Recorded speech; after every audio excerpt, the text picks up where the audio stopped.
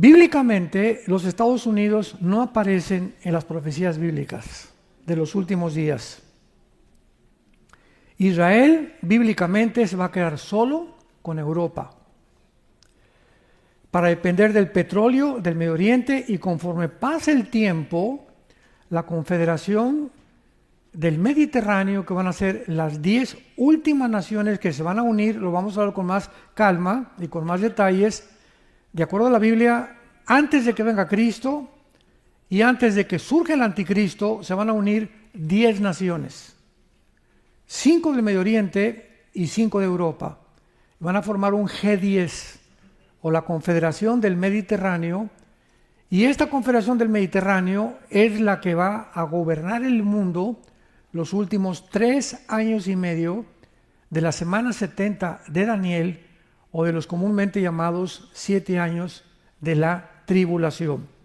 Vayamos al libro de Daniel capítulo 2 y veamos esto con un poco más de detalles, porque es importantísimo para poder determinar con exactitud, con certeza, el sueño que tuvo hace 2600 años el rey de Babilonia llamado Nabucodonosor. Este rey impresionantemente construyó los jardines de Babilonia, una de las maravillas del mundo, de las 7 maravillas del mundo. Este rey levantó Babilonia como uno de los imperios más grandes que ha habido en la antigüedad, más que el imperio egipcio, asirio. Y este rey tuvo un sueño de una estatua enorme. En el capítulo 2 todo esto lo estoy resumiendo. Y en esta estatua que el rey soñó se encuentra la clave. A todos ustedes que aman la escatología y las profecías bíblicas, en este sueño se encuentra la clave de todas las profecías bíblicas de la Biblia. Vamos a ver por qué.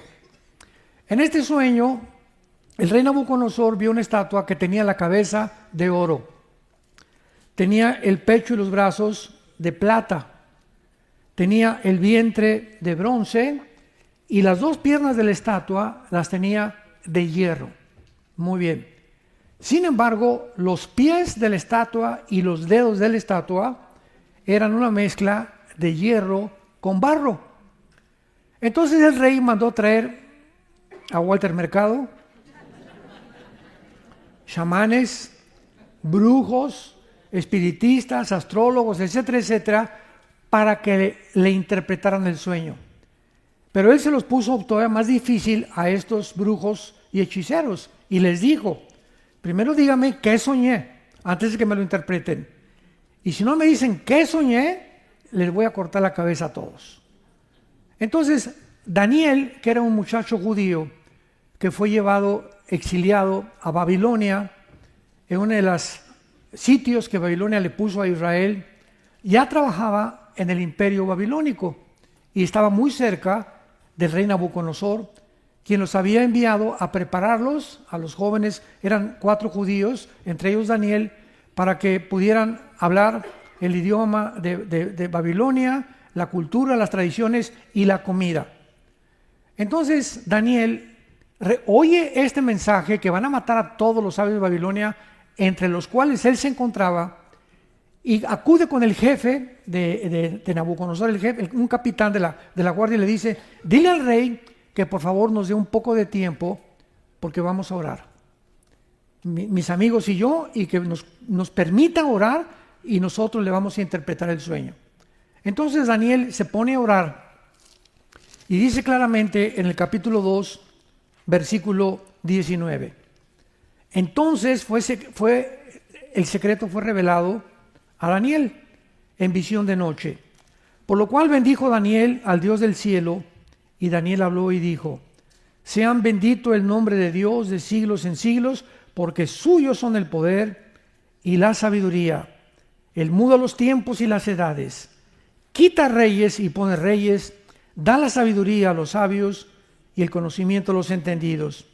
Revela lo profundo y lo escondido, conoce lo que está en tinieblas y con él mora la luz. Entonces Dios le revela a Daniel el sueño y la interpretación.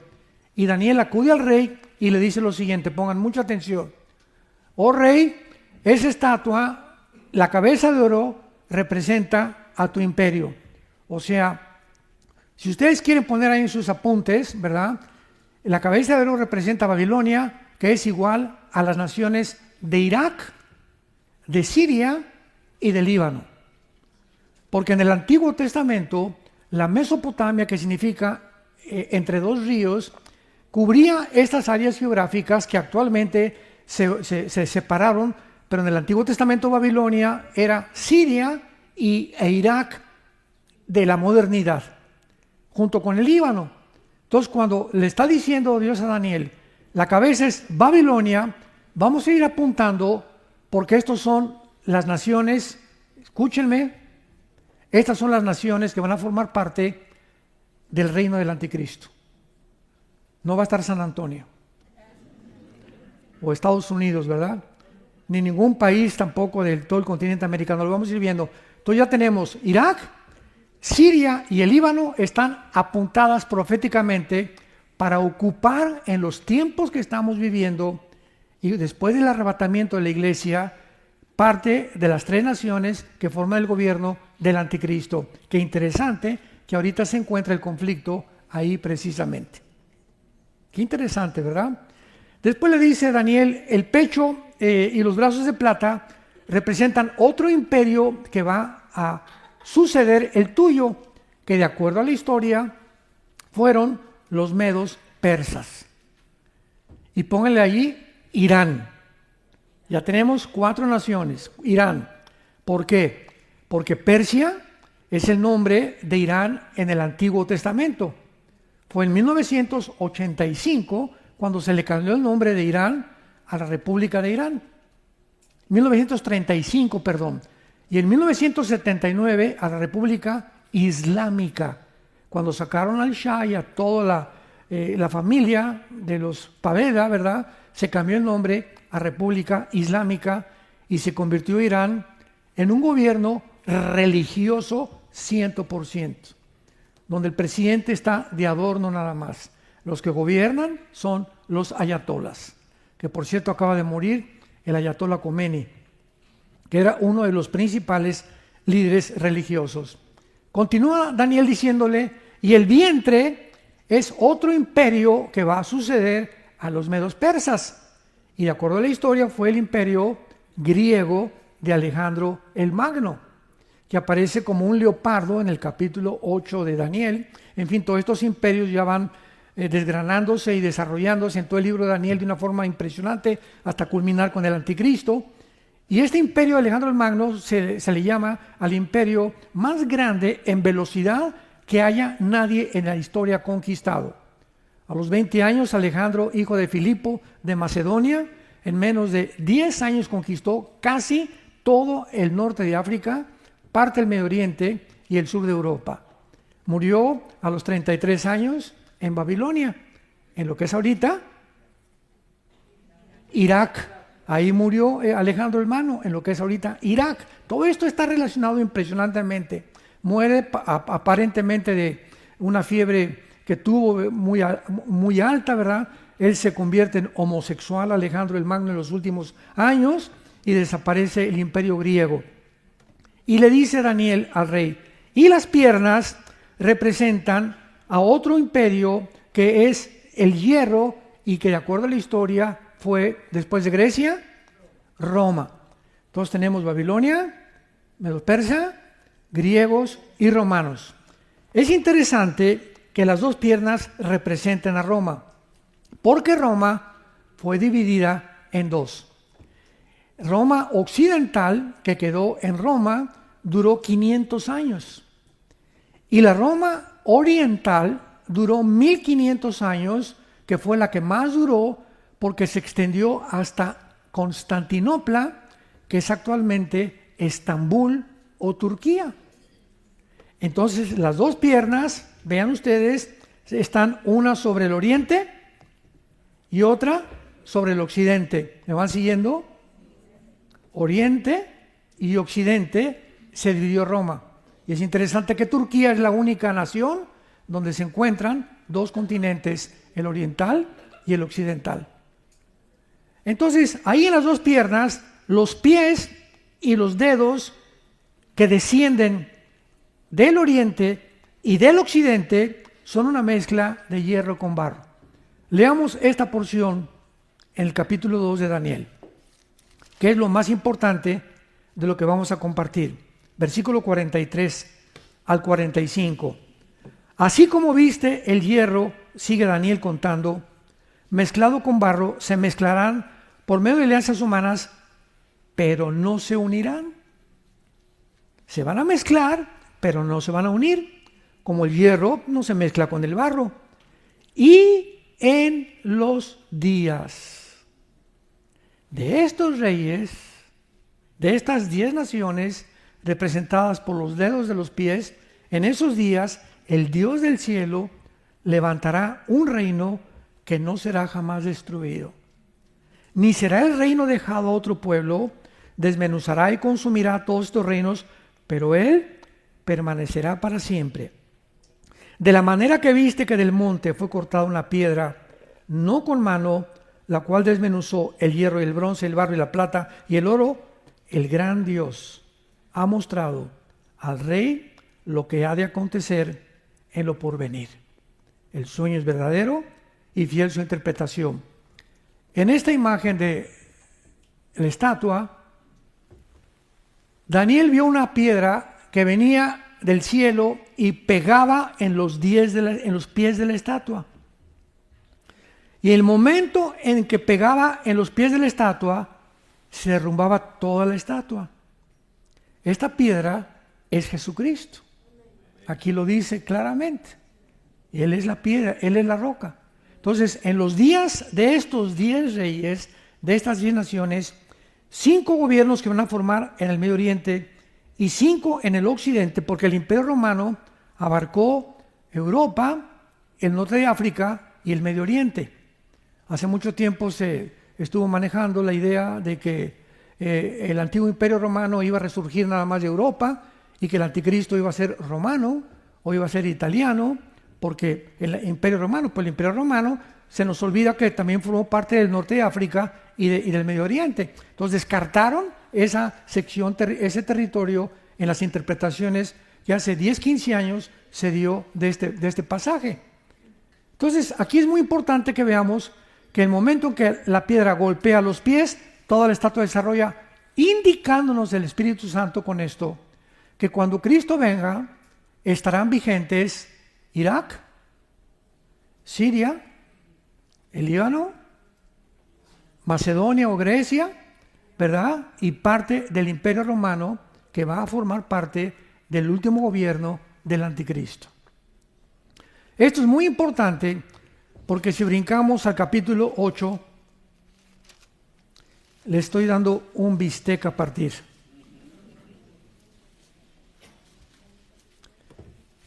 Todo el libro de Daniel va reduciendo hasta llegar al anticristo. O sea, aquí se nos presenta un cuadro o un bosquejo general de las naciones que gobernarán antes de que Cristo regrese, que incluyen en la estatua, toda la estatua de Nabucodonosor es el último gobierno del anticristo, porque todas las naciones se derriban y están firmes en el momento que la piedra golpea en los pies. No solamente destruye los pies, destruye a todos la estatua, indicando a todos los gobiernos y todas estas naciones. Después en el capítulo 7 hay otra visión, no la vamos a ver rápidamente, ¿verdad? Hay 4 bestias, que es un leopardo, que es Grecia, tenemos un oso y tenemos también a un león, que representan a diferentes naciones. Las naciones, el león a Babilonia, el oso a Irán y el leopardo a Grecia. Y hay estas 4 naciones que representan a los 4 figuras de los metales de la estatua. En el capítulo 2 son 4 metales, en el capítulo 7 son 4 bestias. Y es interesante que la 4ª bestia, el Espíritu Santo no encontró un nombre para dárselo.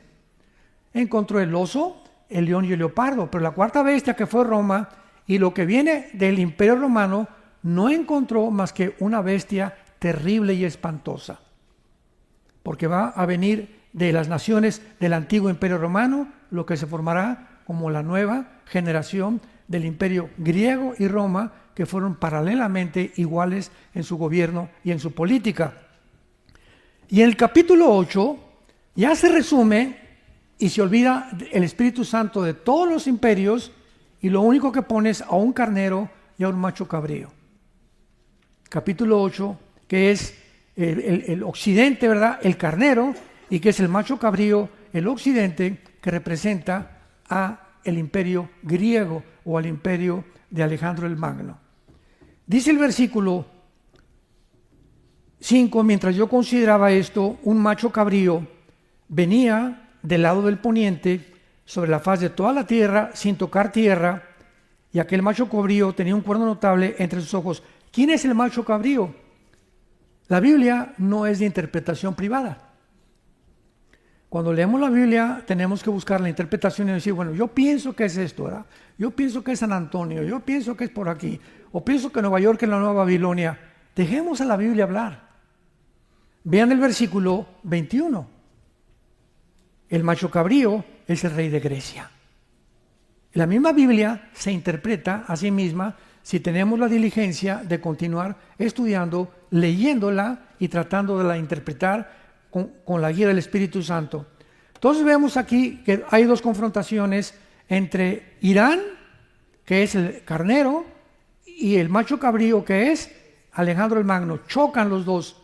Y el imperio griego, aquí dice, ¿verdad? El macho cabrío derriba al carnero, versículo 7, y llegó y se levantó y lo hirió. Pongan mucha atención ahora, y lo quebró en sus dos cuernos. Y el carnero no tenía fuerzas para pararse delante de él. ¿Por qué el carnero representa dos cuernos? Porque el imperio medo-persa fueron los medos y los persas. Comenzaron dominando los medos y más tarde los persas le entregaron el control, aunque finalmente los persas controlaron este imperio. Por eso representan los dos cuernos. Los cuernos en la Biblia representan reinos o representan reyes de acuerdo a su contexto. ¿Me van siguiendo? Quebró sus dos cuernos, o sea, el imperio medo-persa desapareció o cayó y el carnero no tenía fuerzas. Versículo 8. Y el macho cabrío, o sea, Grecia, se engrandeció sobremanera, Alejandro el Magno. Pero estando en su mayor fuerza, aquel gran cuerno que era Alejandro el Magno fue quebrado, y en su lugar salieron 4 cuernos notables. Damas y caballeros, santos de Dios, esto fue escrito hace 2600 años, antes de que estos imperios surgieran. Y de acuerdo a la historia, a la muerte de Alejandro el Magno, su imperio se divide en 4. En Egipto, en Siria, en Turquía y en Macedonia. Sus 4 generales de Alejandro el Magno querían reunificar otra vez, se pelearon entre ellos, pero finalmente fueron separados en 4 lugares. Ahora, la Biblia nos dice que de una de estas 4 divisiones que tuvo el imperio griego, saldrá el anticristo. Dijimos que era Egipto, Siria, Macedonia o Grecia y Turquía. De una de estas 4 naciones va a surgir el anticristo. Leámoslo a continuación. Y de uno de ellos, versículo 9, de una de las 4 divisiones, de uno de los cuernos, ¿van bien? Salió un cuerno pequeño, que en el capítulo 7 es el anticristo. El cuerno pequeño es otro de los nombres que se le da al anticristo. De uno de ellos salió un cuerno pequeño, y vamos a ver qué es el anticristo. Creció mucho al sur y al oriente y hacia la tierra gloriosa, pero no hacia el norte. Y se engrandeció hasta el ejército del cielo. Ninguno de los 4 generales que tuvo Alejandro el Magno se le pueden adjudicar estos calificativos o estas cosas que menciona la Biblia. Se engrandeció hasta el cielo. ¿Quién? El cuerno pequeño. Parte del ejército de las estrellas se echó por tierra. Las estrellas son los ángeles caídos. Que en Apocalipsis 12 se menciona que la tercera parte de las estrellas, que son los ángeles caídos, Satanás o Lucifer, arrastró con él en su rebelión final.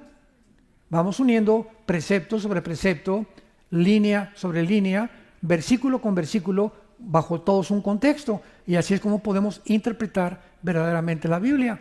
Y nos lleva tiempo para hacer esto. Pero es maravillosa cuando llegamos a la final conclusión. Echó por tierra y las pisoteó.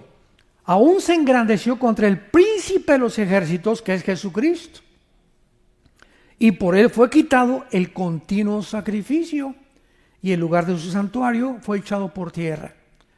Aquí, en todos los expositores de los libros de escatología que he leído, hermanos en Cristo, grandes hombres de Dios, algunos hace como 15, 20 años decían que este era Antíoco Epífanes, que fue un griego que se levanta para sitiar a Israel, hace una matazón tremenda, y una familia de judíos llamados los Macabeos se levantan contra Antíoco Epífanes y lo derrotan, y él quitó el sacrificio de los judíos. Entonces, en la Biblia puede haber una profecía con doble significado, un significado presente y otro significado futuro. Pero a Antíoco Epífanes no se le puede atribuir que él se engrandeció hasta el cielo, ni que echó a los ángeles del cielo, ni tampoco que se puso y se brincó en contra de Jesucristo. Eso solamente puede ser atribuido al anticristo, de acuerdo a Mateo 24 y al libro de Apocalipsis. Ahora, ¿de cuál de estas cuatro divisiones saldrá el anticristo? La Biblia nos muestra que el anticristo va a surgir y va a ser musulmán. El anticristo va a ser musulmán y va a surgir de la zona geográfica entre Siria e Irak. De Siria. Entre Siria e Irak surge el anticristo. ¿Por qué va a ser musulmán? La Biblia profetiza en Daniel 9, 24 al 27, la famosa 70 semana de Daniel. No vamos a meternos en detalles. Pero el versículo 27 nos muestra que el anticristo va a hacer un pacto por 7 años con la nación de Israel. Ahora, vamos a seguir esto. Imagínense al anticristo, que es un hombre que se enfrenta, vamos a ver, esto es una mesa, supongamos que yo soy el anticristo, y aquí está todo el gobierno de Israel. Me siento con ellos. ¿Qué poder va a tener el anticristo para sentarse con el gobierno de Israel? ¿Y qué circunstancias estará atravesando Israel para que le pida ayuda desesperada a este varón? Lo que nos habla que Israel va a debilitarse muchísimo ahora con los ataques que está teniendo, por lo cual recurrirán Isaías 28 a hacer un pacto de la muerte con el anticristo. Muy bien, el anticristo se va a sentar con Israel y les va a decir, fíjense, les prometo que ninguna de las naciones árabes ni musulmanas los va a tocar. ¿Quién puede tener un poder para detener al mundo árabe y musulmán que no se acerquen a Israel? Un musulmán. Y de acuerdo a la teología del Islam, que está dividida en los suníes y en los chiitas, están esperando ellos a su Mesías que se llama el Mahdi. El Mahdi. Y creen que a través de una guerra va a surgir este hombre. Y cuando venga el Mahdi, para el Islam, para ellos el Mesías, para nosotros es el anticristo. Entonces va a tener un poder tan grande el Mahdi, que es el único siendo musulmán, de decirles, ¿verdad? ¿Cómo creen ustedes que el mundo islámico va a respetar a este hombre y el mundo árabe si este hombre no significa para ellos algo, pero superior? Él es el hombre que están esperando, el Mesías. Y le está diciendo ahora, ¿verdad? Vamos a darles pues. Pero en el Islam hay un doble manejo de la verdad. Por ejemplo, cuando Yasser Arafat firmó el contrato de la supuesta paz con Yitzhak Rabin en la Casa Blanca con el presidente Clinton, le dijo Yasser Arafat a Yitzhak Rabin, te prometo que vamos a tener paz. Y cuando llegó al Medio Oriente les dijo, no es cierto, les mentí. Porque dentro del Islam existe en el Corán el doble juego. Miénteles a los enemigos y dinos la verdad a nosotros. Por eso siempre cuando dicen queremos la paz, no es cierto que quieren la paz, quieren exterminar el Estado de Israel. Tenemos que comprender la religión y la forma de pensar para que entendamos el mundo cómo se encuentra. Entonces, este hombre, el Mahdi, se va a sentar con el gobierno de Israel, les va a prometer y a los 3 años y medio va a violar el pacto. Mateo 24, 15 al 21. Y cuando viole el pacto el anticristo o el Mahdi, viene la persecución contra los judíos. Les dice Cristo, huyan a los montes porque viene gran tribulación como nunca la ha habido en el mundo, que son los últimos 3 años de la tribulación. Entonces, esto es muy importante de que podamos entender y vayamos rápidamente a Apocalipsis capítulo 17 para corroborar, porque Daniel profetiza 600 años antes que el apóstol Juan. Pasaron 600 años y aparece el apóstol Juan. Antes de morir, Dios le revela el Apocalipsis. Y en el capítulo 17 del Apocalipsis hay la visión de una mujer que se le llama Babilonia. Otra vez Babilonia. La primera ciudad que aparece en la Biblia en Génesis 10 es Babel, Babilonia. Y luego la Torre de Babel, la primera rebelión masiva, el primer intento del globalismo, Génesis 11, la Torre de Babel, donde por primera vez en la historia se junta masivamente los seres humanos para decirle a Dios, no te queremos, nosotros podemos levantar una religión y un nuevo gobierno sin que tú intervengas. La Torre de Babel, que se ha repetido a través de toda la historia y es en lo que hemos acabado en el siglo XXI. El director, no sé cuántos lo conozcan, del Foro Económico Mundial, Klaus Schwab, judío, alemán, acaba de decir que somos dioses. Y tiene un consejero judío que se llama Noah Harari. Todo esto chéquenlo, googleenlo. Noah Harari con H. Y dice que Cristo no existe, que ellos van a formar con la tecnología y con la genética una super raza de seres humanos. ¿Cómo está terminando la humanidad? Creyendo que somos dioses, creyendo la mentira del Edén, recorrió toda la historia humana, seremos dioses, seremos dioses, seremos dioses, y todos los conquistadores, llámense los Césares romanos que se proclamaron dioses, Aníbal, Napoleón Bonaparte, José Stalin, Saddam Hussein, Adolfo Hitler, Benito Mussolini, el que me mencionan ustedes, Alejandro el Magno, todos han tenido el mismo sueño. Puedo conquistar el mundo porque somos dioses. Impresionante, y llegamos al capítulo 17 de Apocalipsis, donde se revela una mujer montada sobre una bestia. Todo lo estoy resumiendo para que puedan ustedes, con manzanitas, poder explicarlo, porque yo estoy consciente que muchos de ustedes no han estudiado profundamente estas profecías. Entonces menciona una bestia, llámale un toro, lo que tú quieras ponerle, ¿verdad? Hay una mujer montada sobre esta bestia. Esta bestia, la bestia, tiene 7 cabezas que representan los 7 imperios de la historia, con 10 cuernos, que es el último gobierno del anticristo. Y la mujer se le llama la gran ramera Babilonia. Confusión, porque la palabra Babel significa confusión. El hecho que esté montada sobre la bestia indica que en los primeros años del anticristo el sistema religioso va a dominarlo. Y a los 3 años y medio, más adelante, el anticristo se deshace de la mujer, versículo 18, que es una ciudad, y la quema. Y él se adjudica que él es el único Dios que tiene que adorar.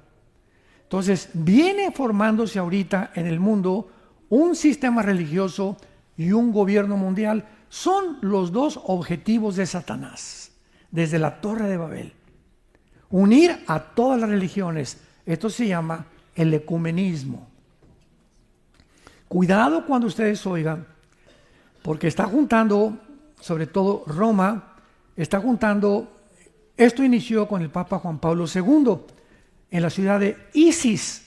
En los 90 el Papa Juan Pablo II juntó a brujos, hechiceros, astrólogos, pastores, desde luego que eran de cabritos, no eran de ovejas, curas de la iglesia romana, de la iglesia ortodoxa rusa, oriental, etcétera, etcétera. A todos los líderes del mundo los juntó en Isis para decirles: juntémonos todos bajo el paraguas del Vaticano y oremos todos por la paz, porque todos creemos en el mismo Dios, que es una mentira. La ideología de los hindúes tienen miles de dioses. El Corán solamente es Alá, y tenemos las otras religiones, ¿verdad?, que no pueden ni siquiera decir que podemos compartir el mismo Dios, porque todos chocan continuamente. Yo tuve un debate hace muchos años con un hombre que se llamaba Nino Canún, en México. Fueron como 5 capítulos que grabé en la televisión, en Televicentro, con él, y estaba junto a mí un brujo, estaba un rabino, estaba uno de la iglesia ortodoxa, estaba uno de la iglesia mormona, eran como 4 o 5 líderes religiosos y yo con la Biblia. Y estábamos debatiendo los fantasmas. Que si, vean, ha de estar todavía ahí en el ¿cómo se llama?, en el archivo de Televicentro, los fantasmas, y Nino Canún era el entrevistador. Y en el segundo episodio grabamos 5 capítulos. Vio Nino Canún que siempre lleva la Biblia, y yo decía, la Biblia dice, ellos no tienen ningún libro. Yo decía, la Biblia dice, y me dice Canún en el segundo capítulo, en aquel tiempo no tenía yo doctorados, me dice: oiga, pastor, usted ya no puede traer la Biblia para el 3er capítulo. Le digo: ¿por qué? Y me pasó un video donde el brujo que estaba conmigo, cada vez que la abría, se le ponían los ojos blancos. Y ahí estaba, véanlo ustedes, yo no estoy mintiendo. Y comenzaba a sudar. Para no hacer el cuento tan largo, acabaron los 6 capítulos, y entonces resumí, les dije: todos ustedes, ¿verdad?, están hablando de sus líderes y de su metodología para poder encontrar a Dios, pero ¿de dónde sacaron ustedes esta sarta de inventos y esta sarta de cosas que son fantasiosas y que no tienen ningún apego a la verdad? Le dije: el libro del Mormón, o el libro del Islam, ve el Corán, o vea el Mahajarivana Sutta de Buda, o el Tripitaka, o de los Vedas, etcétera, etcétera. No hay un líder, les dije a todos, no hay un líder como Jesucristo. Les dije a cualquiera, díganme ustedes, atrévanse ahorita a decirme quién es su líder. Y los reto que me digan que hay un libro que supera la Biblia en conocimientos científicos, genéticos, antropológicos, paleontológicos, de medicina, de geografía, de historia, de lo que tú me menciones. Atrévanse y díganme y compárenme. Busca en las bibliotecas del mundo entero un libro semejante a la Biblia. Se quedaron callados. Dice: Jesucristo es el camino, la verdad y la vida. Así terminé.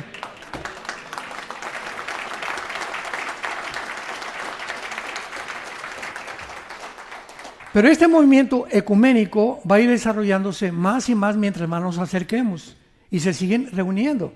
Y ahorita, bueno, algún día cuando estábamos compartiendo en el Hotel Marisabel Sheraton en México, en los 90 prediqué sobre el aborto. Y me llegó una carta del arzobispo de Washington diciéndome: oiga, señor Duchin, estamos de acuerdo nosotros, la iglesia romana, estamos compartiendo lo mismo, estamos en contra del aborto, quisiéramos que trabajáramos juntos.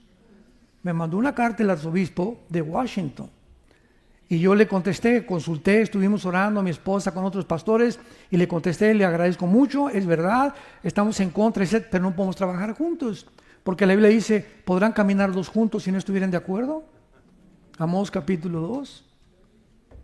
Le dije: desgraciadamente la forma como ustedes dicen que ir al cielo es a través de la iglesia. La Biblia dice que es a través de Cristo. Entonces la iglesia no puede salvar a nadie. Roma no salva a nadie. Ustedes dicen que María es la madre de Dios. Si es madre de Dios, es diosa. Y fue madre de Jesucristo, hombre, pero no de Dios, por el amor de Dios, le dije. Total que era un movimiento que no caímos en la trampa, pero así lanzan por todos lados: no, estamos todos juntos, todas las religiones llevan a Dios. ¿De veras todas las religiones llevan a Dios? Si es verdad, Jesucristo ha sido el impostor y el psicópata y el mentiroso más grande de la historia, porque dijo, nadie va al Padre si no es por mí. Entonces, ¿crees lo que Jesús dijo o lo tomas como un lunático, psicópata, absurdo, que no tiene por qué seguírselo oyendo? Pero Él abrió sus brazos en una cruz y dio su vida por ti, por ti, por ti. Para que no creas sus palabras, sino lo que Él había vivido.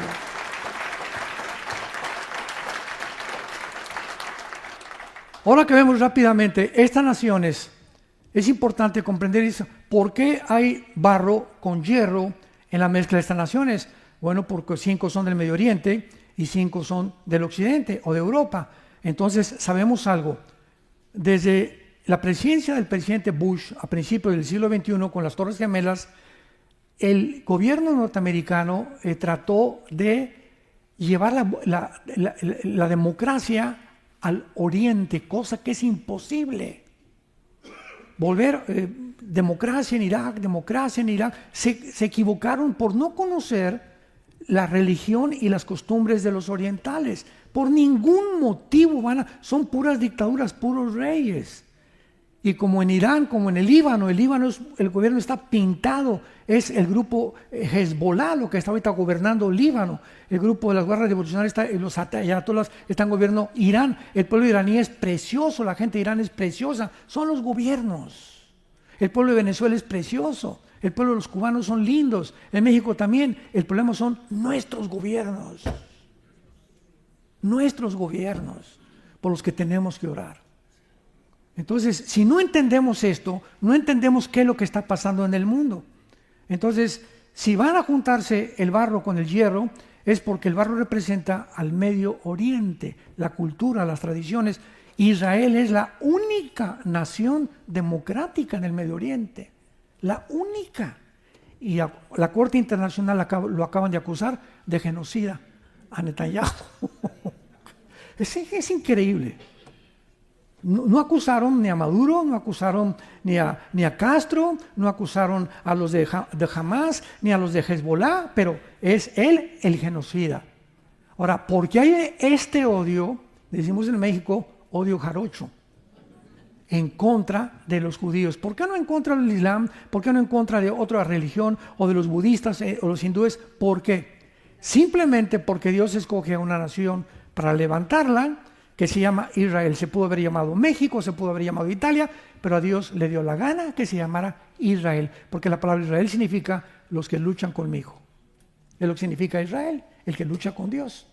Y este grupo de personas les dio Dios sus decretos, sus valores, sus códigos de moral, de conducta, sus patrones morales para que los llevaran al occidente y propagaran a través de la Torá y de la Biblia y de los mensajes y de Jesucristo y de todo eso. El mundo debería de conocer quién era el Dios verdadero. Por eso lo escogió Dios. Entonces, el diablo se da cuenta si existe, ¿verdad? Y se da cuenta que es el pueblo que está difundiendo desde hace miles de años todo el consejo de Dios en la Torá. Me voy contra ellos.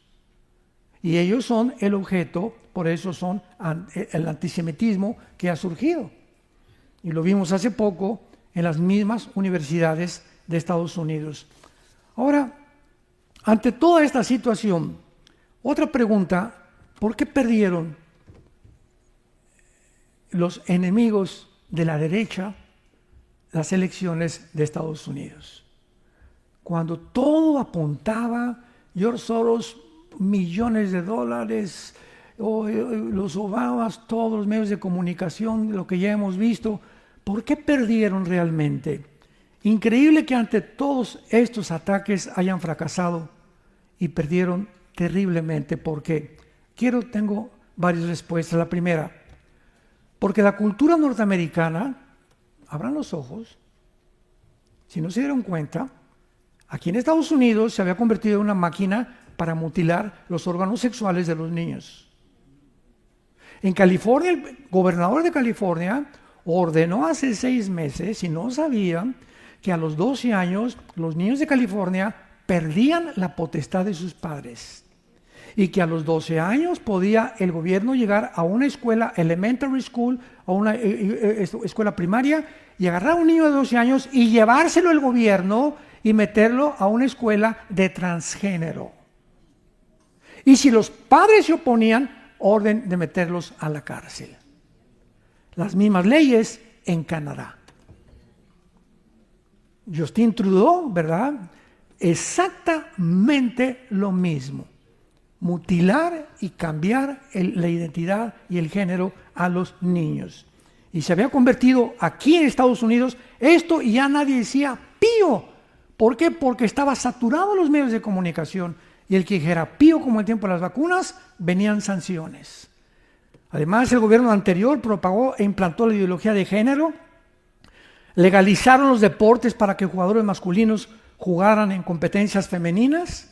¿Se acuerdan ahora en los Juegos Olímpicos de Francia? Que se metió un transgénero y noqueó a una italiana. Pues claro, chico puñetazos que le dio. ¿Qué mujer ni qué mujer? Es un hombre disfrazado de mujer. Ahora, como siempre que nos dicen nosotros, oye, pero ¿por qué no respetan esas cosas? Por el amor de Dios. Si tú vienes y me dices que no eres hombre y tú te checas en la biometría hemática, en un examen de sangre, que tienes el cromosoma Y, eres macho camacho. Vamos a dejar la Biblia, vamos a dejar todo. Bíblicamente, una cosa es la teología y otra cosa es la ciencia, genética y la biología. Tu biología, tu metabolismo es de un hombre y el tuyo tienes XX, eres mujer. Y de acuerdo a estos, en cada célula de los millones que tú tienes injertado por Dios un código genético que te dice, eres hombre. Y tú vienes y te mutilas o quieres cambiar de sexo, entonces va a haber una guerra porque en tu mente vas a chocar contra tu metabolismo, crees que con tu metabolismo vas a cambiar, te vas a convertir en una mujer. No es cierto, no es cierto, no es cierto. El 65% de los transgéneros se suicidan. Chécalo en la Academia de Psiquiatría de Los Ángeles. El 65% de los transgéneros en los últimos 5 años se han quitado la vida. Porque ya es un momento que ya no sabes, soy hombre o no soy mujer, porque tu cuerpo y tu metabolismo y tu biología te está diciendo, eres lo que naciste, lo que te hizo Dios. Y tu problema no es físico, es mental. Traes un tornillo suelto, un demonio que se te metió para decirte, no eres lo que Dios te creó, y ese demonio hay que sacarlo. Y esa gente llega a ese punto, ¿verdad? Y se quita la vida, ya no pueden resistir. Pues lo estaban promoviendo. Y se estaba anunciando también por el Partido Demócrata que el que tratara, escúchame esto, que en las iglesias cristianas los que tratáramos de cambiar a un homosexual íbamos a ser multados y nos quitaban el non-profit que tenemos para poder ejercer la palabra de Dios sin pagar impuestos. No tienes derecho, no dijo el gobierno, si un homosexual es mujer, déjalo. O sea, no ayuden a los enfermos. No ayuden a los pecadores. A eso estaba llegando la cultura norteamericana, que se ha expandido también por Sudamérica. También fracasaron porque se demostró que los verdaderos fascistas y nazis son los de la izquierda y no los de la derecha, porque la izquierda tomó escuelas y universidades, la industria del entretenimiento como Hollywood, la prensa, televisión, las redes sociales, el Google, Twitter, Facebook, gobierno, compañías farmacéuticas, todo estaba controlado por la izquierda, por el globalismo. Fue la izquierda y no la derecha la que bloqueó la libre expresión en este país, en los medios de comunicación, lo que solo había sucedido en gobiernos comunistas. Yo me acuerdo todavía cuando Trump gobernó antes de Biden, que dijo, este país no es socialista, ni el socialismo entrará. Y ahora acaba de declarar en una de sus últimas conferencias, hace como una semana, todos los que pongamos en el gobierno van a ser anticomunistas. Aquí el socialismo no tiene partida aquí en este país, porque no tiene nada. ¿Cómo podíamos imaginarnos que Estados Unidos fuera a caer en el comunismo? Lo crees en Venezuela, países pobres, y en México, Guatemala, etc. Pero Estados Unidos comunista, por el amor de Dios, pues estaban a punto ya. Si no viene esta elección, se acaba Estados Unidos. Yo le dije, Señor, si viene esta elección y gana este movimiento de izquierda, oye, el globalismo, Padre, pues llévanos y ya no, dinos, Si ya no hay predicar, si vamos a estar encerrados, si no nos van a limitar, y no tenemos la gracia del gobierno, pues ven por nosotros ya. Pero dijo Dios, no, todavía tengo bastante pueblo que es mío, que no han doblado sus rodillas ante Baal.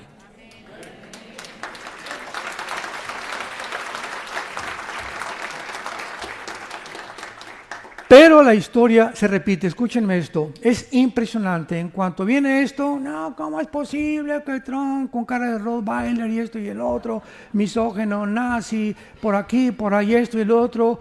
Es la historia de la humanidad. Cuando Dios envía al mundo al Mesías, lo crucifican. Cuando Dios envía a Moisés como líder, lo apedrean. Cuando Dios envía profetas para mostrar sus pecados, los encarcelan y los matan. Cuando inventan la teoría de la evolución, la aceptan como ciencia. Dios envía a Trump para que darle una vuelta a toda la agenda maligna que desarrollaron y el mundo comienza a atacarlo. Y lo que Dios ha designado en su misericordia y amor para traer un tiempo de respiro a esta nación y la humanidad, tal vez como la última oportunidad para el pueblo norteamericano, lo quieren crucificar. Dice en Juan 7, versículo 7, por eso me odia el mundo, dijo Jesús, porque yo les digo lo que es pecado. A ustedes no los aborrecen, a mí me aborrecen. Y cualquier hombre que levanta la bandera, ahorita como Milei en Argentina, como Bukele en El Salvador, como el presidente de Hungría, como el de Panamá, comienza la derecha a levantarse otra vez, vienen los ataques, las calumnias, la persecución, porque el mundo odia la verdad. El mundo odia la luz. Y tú y yo somos hijos de la luz, no somos de las tinieblas, y llegó la hora, porque para esta hora hemos nacido, para ser valientes. Yo no sé cuántos de ustedes seguirán a Jesús, pero yo en mi casa serviremos a Jehová. Gracias, Señor. Gracias, Padre, por tu palabra una vez más. Bendito seas que nos has hecho renacer para una esperanza viva por medio de la resurrección de Jesucristo entre los muertos. A una herencia inmarcesible, incorruptible, reservada para nosotros en los cielos, donde somos guardados en el mundo por tu poder mediante la fe, en la cual tendremos que ser probados para que, purificada nuestra fe, mucho más preciosa que el oro, sea hallada en gloria y alabanza delante de Jesucristo, a quien amamos sin haberle visto y en quien, creyendo, nos alegramos con un gran gozo inefable. Gracias, Señor, por el espíritu de sabiduría, de revelación, de conocimiento y discernimiento espiritual que le das a tu pueblo, para que desarrollemos estos talentos, estos dones y crezcamos en la gracia y el conocimiento de tu Hijo Jesucristo. Y en esta hora, cualquiera de ustedes que ha venido y no tiene la seguridad, si yo te preguntara, si tú te murieras hoy en la noche, ¿estás 100% seguro de irte al cielo? Si tú no tienes esta certeza del 100%, necesitas a Jesucristo. Porque Él dijo, el que cree en mí y oye mi palabra, no vendrá condenación, mas ha pasado de la vida a la luz, de la muerte a la vida, de las tinieblas a la luz. Cualquiera que me escuche, dijo a Jesucristo, yo para esto he venido al mundo y he nacido, para dar testimonio de la verdad. Todos los que son de la verdad oyen mi voz, porque son mis ovejas, y mis ovejas me siguen, no oirán a la voz del falso profeta. Entrégale tu vida a Cristo en esta mañana si no tienes la seguridad del perdón de tus pecados. ¿Cómo lo puedo hacer?, me preguntarás. Simplemente dile, Señor, creo que en esa cruz abriste tus brazos y pagaste con tu sangre por todos mis pecados que he cometido en toda mi vida. Creo que a los 3 días resucitaste entre los muertos, porque fuiste muerto, enterrado y crucificado para levantarte y darme la esperanza de la vida eterna. Señor Jesús, te pido en este instante tan hermoso para mi vida. Ahora comprendo que no fue coincidencia que viniera a escuchar tu voz, a que entres a mi vida.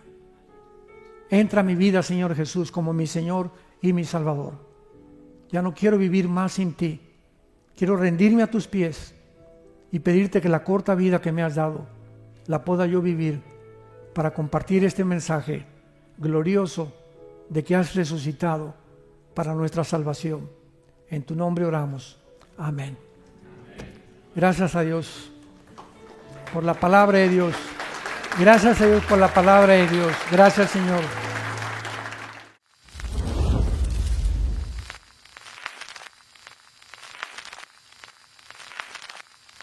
Hola, ¿qué tal? Me da mucho gusto saludarles y quisiera simplemente comunicarles que gracias a todos ustedes a través de todas las naciones del mundo que aman la palabra de Dios y que realmente están interesados en que nosotros como organización Vida Nueva para el Mundo y Armando Alducin Ministries continuemos predicando el Evangelio de la Gracia de Jesucristo y que podamos nosotros continuar haciéndolo gracias a sus donaciones. Este año cumplimos 46 años de ministerio, 46 años donde hemos predicado, hemos enseñado, hemos tenido seminarios y de diferentes formas de estudios bíblicos alrededor del mundo y hemos pensado y considerado de una forma fiel el Evangelio de la sana doctrina de Jesucristo. Nosotros, con todas estas donaciones, tenemos que sostener pastores, misioneros, obras, equipos de televisión, y aún continuamos buscando la manera de poder elevar este ministerio. Hasta este momento quiero que ustedes estén enterados que no tenemos una sola propiedad como organización y así hemos trabajado durante 46 años porque le damos la importancia a la evangelización, a las misiones y también a los hombres de Dios para levantar más pastores. Le damos las gracias y que pueda Dios con su gracia tocar sus corazones y que puedan ustedes invertir en un terreno donde es fructífero, porque creemos que ha producido bastante buen fruto para la gloria de Dios. Gracias, muchas gracias por sus aportaciones y por las donaciones que sabemos ustedes continuarán haciendo para que podamos continuar siendo fieles en la predicación del Evangelio de la gracia de Dios. Que Dios les bendiga.